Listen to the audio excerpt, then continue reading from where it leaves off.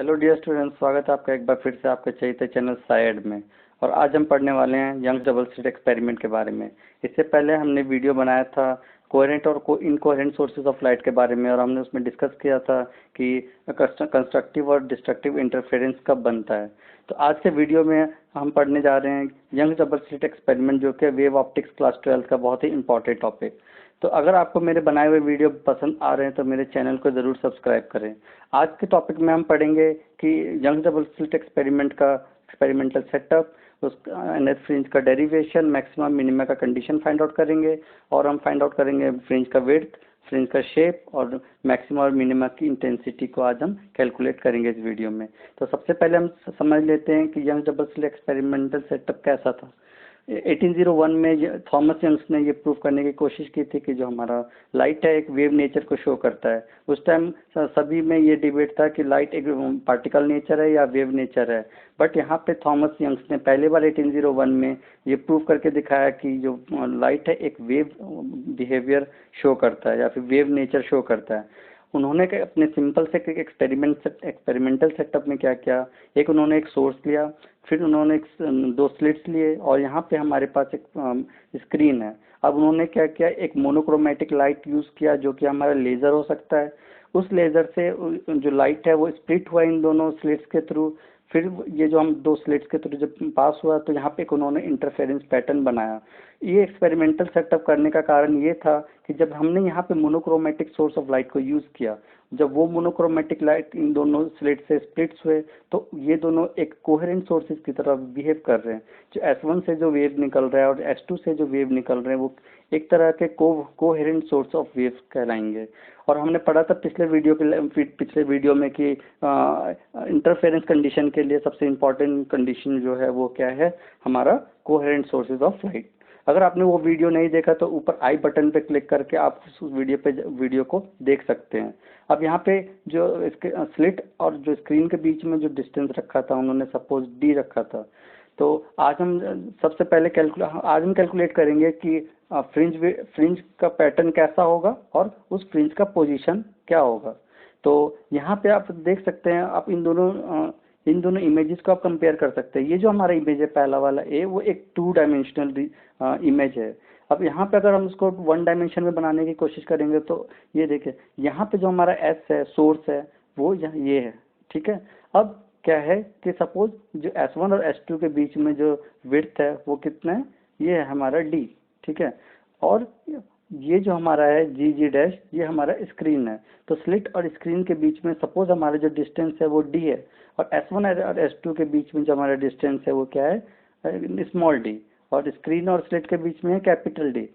अब यहाँ पे हम जब भी हमें इंटरफेरेंस कंडीशन को हम मैक्सिमम मिनिमा के कंडीशन को फाइंड आउट करना होता है, तो जब भी कभी वेव दो सोर्सेज से निकल रही होती है और किसी पॉइंट पे मीट करती है, तो हम क्या करते हैं, उन दोनों वेव्स का हम पाथ डिफरेंस को कैलकुलेट करने की कोशिश करते हैं। तो यहाँ पे भी अगर हमें फ्रिंजेस के पोजीशन को कैलकुलेट करना है इस एक्सपेरिमेंटल सेटअप में, तो हम क्या करेंगे, एक जो हमारा वेव है S1 से जो निकल रहा है वो P पे मीट कर रहा है, और S2 जो है वो P पे मीट कर रहा है। तो S1P और S2P के बीच में हम डिफरेंस को कैलकुलेट करने की कोशिश करेंगे। तो वो हम कैसे कैलकुलेट करेंगे, हम यहाँ पे एक थोड़ा सा अगर अपना अगर हम ज्योमेट्री यूज करें इस फिगर का, तो हम यहाँ पे देखेंगे कि हमारे पास दो राइट एंगल ट्रायंगल बन रहा है। एक है हमारा S1PM और दूसरा है हमारा S2PN, ठीक है। अब यहाँ पे क्या हो रहा है कि अगर हमें S1P का अगर पाइथागोरस थ्योरम इन दोनों ट्रायंगल में यूज करें तो S1P स्क्वायर क्या होगा, हमारा S1P स्क्वायर होगा इज इक्वल्स टू, ये होगा ये इसका लेंथ कितना है PM का, वो है x माइनस d/2, और ये कितना है हमारा टोटल d स्क्वायर। तो यहाँ पे हमारा जो ओवरऑल जो लेंथ हो जाएगा S1P स्क्वायर, वो क्या हो जाएगा S1M स्क्वायर, मतलब कि हमारा d स्क्वायर होगा प्लस x माइनस d/2। तो यहाँ पे हम देख सकते हैं कि इतना जो पार्ट है हमारा S2P स्क्वायर, सॉरी जो यहाँ पे हमारा S1P स्क्वायर है वो क्या होगा D square plus x minus d/2 का होल स्क्वायर, ठीक है। यहाँ तक आपको समझ में आ गया। इसके बाद हम कैलकुलेट करेंगे S2P का लेंथ। तो S2 यहाँ अगर हम इस ट्रायंगल में पाइथागोरस थ्योरम यूज करते हैं तो यहाँ पे हमारा क्या आएगा, S2P square is equals to d square plus, अब यहाँ पे आप समझने की कोशिश करते हैं, ये हमारा जो टोटल पी एन होगा, ये जो लेंथ होगा वो कितना हो जाएगा, एक्स तो होगा ही, प्लस साथ में ये d/2 भी ऐड होगा। तो हमारा जो ओवरऑल जो लेंथ होगा वो कितना हो जाएगा, D square plus x plus d/2 का होल स्क्वायर, जो कि हमारा ये है D square plus x plus d/2 का होल स्क्वायर। तो हम क्या करेंगे, s2p स्क्वायर का हम सब्ट्रैक्ट करेंगे s1p स्क्वायर से, तो हमें ये मिलेगा आखिरी में कैलकुलेट करके 2xd। हम यहाँ पे कैसे कैलकुलेट करेंगे, देखिए यहाँ पे हम क्या करेंगे, x माइनस d/2 में हम a minus b whole square का फॉर्मूला यूज करेंगे, उसी तरह x प्लस d/2 में a plus b whole square का फॉर्मूला हम यूज करेंगे। उसके बाद हम जब इसको एक्सपेंड करेंगे और इस माइनस साइन को हम इंट्रोड्यूस करके टर्म्स को कैंसिल करेंगे, तो हमारा यहाँ पे 2xd आएगा। ठीक है, यहाँ पे हम एक्चुअली कैलकुलेट करने की कोशिश कर रहे हैं, हम मैक्सिमम इंटेंसिटी या फिर मैक्सिमम पॉइंट को हम कैलकुलेट करने की कोशिश कर रहे हैं पोजीशन। तो हमें पता है कि जो हमारा कंस्ट्रक्टिव इंटरफेरेंस है, ठीक है, कंस्ट्रक्टिव इंटरफेरेंस पे हमें मैक्सिमम मिलता है। तो हमें पता है कि जो कंस्ट्रक्टिव इंटरफेरेंस के लिए क्या इंपॉर्टेंट है कि जो दो वेव फ्रंट का जो पाथ डिफरेंस होना चाहिए वो किसके इक्वल होना चाहिए, एन लैम्डा के इक्वल होना चाहिए, मतलब एन साइकिल्स का गैप होना चाहिए दोनों के बीच में, जो कि एन हमारा हो सकता है 0, 1, 2 एंड सो ऑन। ठीक है, या तो वो लैम्डा हो सकता है, या 0 हो सकता है, या 2 लैम्डा, 3 लैम्डा, कोई भी हो सकता है। ये चीज़ हमने पिछले वीडियो में हमने डिस्कस किया था। अगर आपने वो वीडियो नहीं देखा है तो ऊपर आई बटन में जाके आप ऊपर क्लिक कर सकते हैं। तो यहाँ पे अब अगर हम यहाँ पे ध्यान से देखें कि S1 S2 क्या है हमारा टोटल D है, S1 S2 हमारा क्या है, स्मॉल d जो कि है स्लिट विड्थ। ठीक है, अब यहाँ पे OP किसके इक्वल है, OP वो है जो हमें कैलकुलेट करते हैं। ठीक है, यहाँ पे OP जो है वो फ्रिंज का डिस्टेंस है या फिर फ्रिंज का पोजीशन है फ्रॉम द सेंटर। ठीक है, जो सेंटर है स्लिट के उससे एक्स डिस्टेंस पे जो हमारा फ्रिंज बन रहा है उसे हम कैलकुलेट करना है यहाँ पे। ठीक है, तो यहाँ पे अब देखते हैं कि S2p माइनस S1p क्या होगा। अब यहाँ पे हम क्या करेंगे, a square minus b square का फॉर्मूला यूज करेंगे। तो S2p square minus S1p square क्या होगा, S2p plus S1p into S2p minus S1p। तो यहाँ पे S2p प्लस S1p को हम डिनोमिनेटर में भेज देंगे और यहाँ पे हमारे पास क्या बचेगा न्यूमरेटर में, 2xd। अब यहाँ पे थोड़ा ध्यान देने की जरूरत है कि S2p और S1p है। ठीक है, अगर यहाँ पे क्या है कि अगर d बहुत बहुत छोटा है, ठीक है, अगर d बहुत बहुत छोटा है तो हम S1p और S2p को ऑलमोस्ट इक्वल ले सकते हैं, राइट।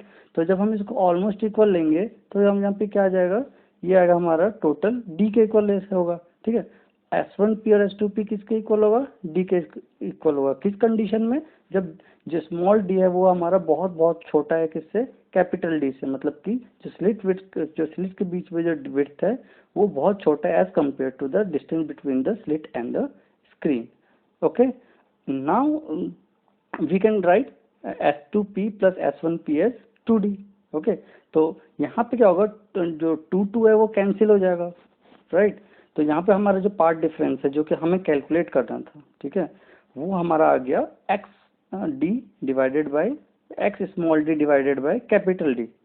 यहाँ तक आप लोगों को समझ में आ गया होगा। अब हम क्या करेंगे, ये हमारा पार्ट डिफरेंस आया। अब हमें पता है कि जो कंस्ट्रक्टिव इंटरफेरेंस के लिए जो कंडीशन होता है वो पार्ट डिफरेंस, उसमें जो पार्ट डिफरेंस होता है वो कितने के इक्वल होना चाहिए, एन लैम्डा के इक्वल होना चाहिए, जो कि हमने पिछले वीडियो में डिस्कस किया था। तो यहाँ पे देखिए S2 माइनस S1p होना चाहिए एन लैम्डा के इक्वल। तो इसका मतलब ये होगा कि XD/D, जो एक्स स्मॉल d/d किसके इक्वल होना चाहिए, एन लैम्डा के इक्वल होना चाहिए। तो यहाँ से x की वैल्यू क्या आ जाएगी, या फिर xn की वैल्यू क्या आएगी, वो आएगी n lambda capital D by small d। यहाँ तक आप लोगों को समझ में आ गया। तो ये एक्चुअली हमारा निकला क्या है, ये हमारा निकला है the position of nth bright fringe. क्यों ब्राइट फ्रिंज, क्योंकि वहाँ पे मैक्सिमा बन रहा है। ठीक है, वहाँ पे मतलब कंस्ट्रक्टिव इंटरफेरेंस हो रहा है। जब भी कंस्ट्रक्टिव इंटरफेरेंस होता है तो वहाँ पे एम्पलीट्यूड एडअप हो जाता है और इंटेंसिटी भी साथ में एडअप हो जाता है। तो वहाँ पे क्या बन रहा है हमारा, कंडीशन ऑफ मैक्सिमा। ठीक है, तो ये हमारा पोजीशन हुआ मैक्सिमा का। ओके, अब हम कैलकुलेट करने की कोशिश करते हैं कि मिनिमा का कितना होगा। तो हमें पता है कि मिनिमा या फिर जो डिस्ट्रक्टिव इंटरफेरेंस के लिए हमारा S2P माइनस S1P किसके इक्वल होना चाहिए, हाफ और odd multiples of lambda by 2, मतलब कि n प्लस 1/2 लैम्डा के इक्वल होना चाहिए। तो यहाँ पे हमारा क्या आ रहा है फॉर कंडीशन ऑफ मिनिमा के लिए कि जो उसका पोजीशन होगा सेंटर ब्राइट फ्रिंज से, ठीक है, ये जो हमारा सेंटर है, सेंटर से जो इसका डिस्टेंस आएगा मिनिमा का, वो आएगा हमारा n plus 1/2 D lambda by D, मतलब capital D lambda by small D. तो यहाँ पे आप लोगों को कोई प्रॉब्लम नहीं होनी चाहिए। जो डी है हमारा वो स्लिट और स्क्रीन के बीच में डिस्टेंस है, और जो स्मॉल डी है वो दो स्लिट के आपस के बीच की दूरी है जो कि है स्मॉल डी। यहाँ पे जो n की वैल्यू है वो कहाँ कहाँ से जा सकती है, वो 0 ले सकते हैं, या तो 1 ले सकते हैं, या 2 ले सकते हैं, दोनों की तरफ होगा, ठीक है। Plus plus plus -1 plus -2। अगर हम माइनस लेते हैं तो वो कहाँ का पोजीशन निकलेगा, वो माइनस एक्स एक्सिस का निकलेगा, और अगर हम प्लस लेते हैं तो वो ऊपर का पोजीशन निकलेगा, प्लस माइनस लेते हैं तो नीचे का पोजीशन कैलकुलेट होगा। अब यहाँ पे देखते हैं कि फ्रिंज का विड्थ कितना होगा, ठीक है। तो उसको कैलकुलेट करने के लिए हम क्या करेंगे, हम एक फ्रिंज ज़्यादा लेंगे, मतलब xn+1 लेंगे, तो वो कितना हो जाएगा n+1 D lambda by lambda D by D. हम क्या करेंगे, एक एक आगे वाले फ्रिंज को हम नीचे वाले फ्रिंज की पोजीशन से हम सबट्रैक्ट करेंगे, तो जो दोनों का जो डिफरेंस होगा वो एक्चुअली किसका डिफरेंस होगा, वो होगा फ्रिंज का। अब वो फ्रिंज कैसा भी हो सकता है, या तो ब्राइट हो सकता है या तो डार्क हो सकता है, क्योंकि यह जो हमारा इंटरफेरेंस जन्स डबल स्लिट एक्सपेरिमेंट में जो इंटरफेरेंस का पैटर्न है वो इस तरह होता है कि जो हमारा फ्रिंज के विड्थ होते हैं, या तो वो मैक्सिमा हो चाहे वो मिनिमा हो, दोनों का विड्थ सेम होता है। यहाँ से भी आप कैलकुलेट कर सकते हैं सर। अगर मैक्सिमा के कंडीशन में xn+1 माइनस xn लेते हैं तो हमारा क्या आता है, डी लैम्डा बाई डी आएगा। अगर आप मिनिमा के कंडीशन से भी आप फ्रिंज विड्थ को कैलकुलेट करने की कोशिश करते हैं, ठीक है, तब भी यहाँ पे xn के बदले हम क्या लेंगे, xn+1 कैलकुलेट करेंगे, ठीक है। और फिर हम xn से सब्ट्रैक्ट करने के बाद हमारा क्या वैल्यू आएगा, ये आएगा हमारा D lambda by D. Okay, तो यहाँ पे एक्चुअली यहाँ पे ये होगा, यहाँ पे xn+1 होगा और यहाँ पे xn होगा, ठीक है। तो हमारे जो फ्रिंज विड्थ का वैल्यू कितना आ गया, वो आ गया capital D lambda by small D. अब हम समझने की कोशिश करते हैं कि इसका जो फ्रिंज का पैटर्न है, जो फ्रिंज का शेप है, वो कैसा होगा, ठीक है। तो सबसे पहले हम देखते हैं, सपोज हमने यहाँ पे क्या किया कि जो स्लिट का जो विड्थ है, मतलब जो स्लिट की जो थिकनेस है, वो अगर हम बहुत कम रखते हैं, बहुत छोटा छोटा रखते हैं, तो उस टाइम क्या होगा कि एक हाइपरबोलिक पैटर्न बनेगा, ठीक है। ये जो पैटर्न होंगे वो कुछ इस तरह से होंगे, हाइपरबोला बनेगा, ठीक है। और अगर हम स्लिट के विड्थ को थोड़ा सा मोटा लेते हैं, मतलब बहुत मिलीमीटर में, फॉर एग्जांपल ये हमारा है सपोज 0.005 है, ओके, ये सपोज हमारा 0.005 है, ये हमारा है 0.25, ऑलमोस्ट डबल, ठीक है। तो क्या होगा, ये जो हमें ऐसा लगेगा कि जो पैटर्न है वो कैसा है, स्ट्रेट है। जब स्लिट का विड्थ हमने थोड़ा सा बढ़ाया तो क्या हुआ, जो हमारा जो पैटर्न है वो कैसा ऑब्जर्व हो रहा है, स्ट्रेट ऑब्जर्व हो रहा है, ठीक है। तो यहाँ पे आपको ये फ्रिंज के शेप्स का आपको समझ में आ गया। अब हम समझने की कोशिश करते हैं कि इंटेंसिटी कितनी होगी मैक्सिमा और मिनिमा का, क्योंकि हमें पता है कि जब इंटरफेरेंस ऑफ लाइट होता है तो या तो एक जगह ब्राइट बनेगा और डार्क बनेगा, लेकिन उनका इंटेंसिटी कितना होगा, ठीक है, आज हम अभी हम कैलकुलेट करेंगे। तो यहाँ पे सपोज जो पहले स्लिट से जो इंटेंसिटी आ रही है लाइट की, वो I1 आ रही है, ठीक है, और जो दूसरे स्लिट से जो इंटेंसिटी आ रही है वो I2 आ रही है, ओके। तो यहाँ पे क्या होगा कि हमने टाइम बीइंग के लिए यहाँ पे क्या होगा हमारा एक, कि अगर हम इस पॉइंट पे इंटेंसिटी कैलकुलेट करने की कोशिश कर रहे हैं, इससे अगर I1 इंटेंसिटी का लाइट वेव फ्रंट निकल रहा है और S2 से I2 का light wave front light intensity निकल रहा है, तो यहाँ पे हम देखेंगे कि जो इसका जो रिजल्टेंट जो इंटेंसिटी होती है वो क्या होगा, वो होगा हमारा I1 plus I2 plus 2 I1 I2 cos phi, ठीक है। यहाँ पे जो फाई है वो हमारा एक्चुअली फेज डिफरेंस है, ठीक है। तो यहाँ पे हम क्या करेंगे, सपोज हमने यंग्स डबल स्लिट एक्सपेरिमेंट में कंसिडर किया है कि दोनों की जो इंटेंसिटी है वो सेम है, मतलब कि जो हमने विड्थ जो रखा है दोनों स्लिट्स का वो क्या रखा है, इक्वल रखा है, ठीक है। तो उनसे जो लाइट इंटेंसिटी निकलेगी वो भी इक्वल निकलेगी। तो यहाँ पे हमने टाइम बीइंग के लिए हम यूज कर रहे हैं कि सपोज I1 I2 I0 के इक्वल है। तो यहाँ पे जब हम I1 और I2 के बदले हम I0 या फिर I0 सब्सटीट्यूट करेंगे तो क्या आएगा हमारा, तो कैलकुलेट करने के बाद हमारा आएगा I equals to 4I0 cos 5/2, ठीक है। ये हमारा निकल गया the intensity of the light at maxima और मिनिमा, ये दोनों के लिए हो सकता है, ठीक है। अब हम सबसे पहले कैलकुलेट करते हैं मैक्सिमा के लिए कि मैक्सिमम इंटेंसिटी कितनी होगी। तो हमें पता है कि जो इस I की वैल्यू मैक्सिमम कब होगी, जब cos 5 की वैल्यू cos 5/2 की वैल्यू मैक्सिमम होगी। और हमें पता है कि cos 5/2 की जो मैक्सिमम वैल्यू है वो कितनी होती है, वो होती है हमारा 1, ठीक है। तो यहाँ पे हमारा क्या आएगा कि हमने cos 5/2 इक्वल्स टू 1 ले लिया। अब हमारे यहाँ पे 1 कब होता है, कॉस किसी भी एंगल कॉस एंगल का 1 वो होता है n पाई पे, ठीक है। यहाँ पे n क्या है हमारा 0 1 2 एक्सेट्रा। तो यहाँ पे अगर हम पाथ डिफरेंस कैलकुलेट करने की कोशिश करते हैं, ठीक है, यहाँ पे तो यहाँ पे मिनिमा के लिए cos 5/2 कितना होना चाहिए, 0 होना चाहिए, ठीक है। तो हमें पता है कि cos 5/2 0 कब होगा, n प्लस हाफ पाई पे, ठीक है। यहाँ पे n की वैल्यू क्या क्या हो सकती है, 1 2 एंड 3 एंड सो ऑन। अब यहाँ पे क्या हो जाएगा, जो हमारा फाई है जो कि हमारा है फेज डिफरेंस, ठीक है। जो फेज डिफरेंस है वो कितना हो जाएगा हमारा 2n प्लस 1 पाई, और मैक्सिमम इंटेंसिटी के केस में हमारा फाई कितना निकल जाएगा 2n पाई। तो अगर हमें फेज डिफरेंस पता चल गया है तो हम पाथ डिफरेंस भी कैलकुलेट कर सकते हैं इस फॉर्मूले से कि हमारा पाथ डिफरेंस जो होता है वो λ/2 इंटू फेज डिफरेंस, ठीक है, फेज डिफरेंस। तो हमारा यहाँ पे पाथ डिफरेंस कितना हुआ n लैम्डा, जो कि हमें पता है कि कंस्ट्रक्टिव इंटरफेरेंस के लिए पाथ डिफरेंस कितना होना चाहिए n लैम्डा। यहाँ पे भी पाथ डिफरेंस कितना होना चाहिए n प्लस हाफ λ/2, मतलब odd multiples of λ/2, n plus half lambda, okay, sorry, it's the path difference for the condition of minimum intensity is n plus half lambda।